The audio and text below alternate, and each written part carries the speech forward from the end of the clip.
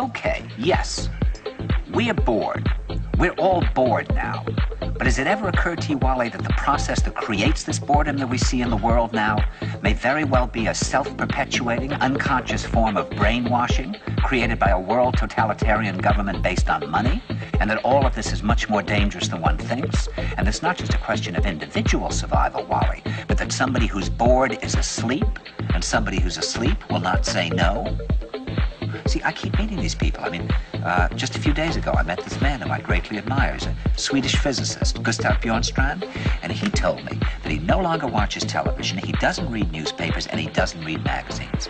He's completely cut them out of his life because he really does feel that we're living in some kind of Orwellian nightmare now, and that everything that you hear now contributes to turning you into a robot. When I was at Findhorn, I met this extraordinary English tree expert who had devoted his life to saving trees. Just got back from Washington, lobbying to save the redwoods. He's 84 years old. He always travels with a backpack because he never knows where he's going to be tomorrow. And when I met him at Findhorn, he said to me, "Where are you from?" And I said, "New York." He said, "New York, yes, that's a very interesting place. Do you know a lot of New Yorkers who keep talking about the fact that they want to leave but never do?" And I said, "Oh, yes." And he said, "Why do you think they don't leave?" I gave him different banal theories. He said, "Oh, I don't think it's that way at all."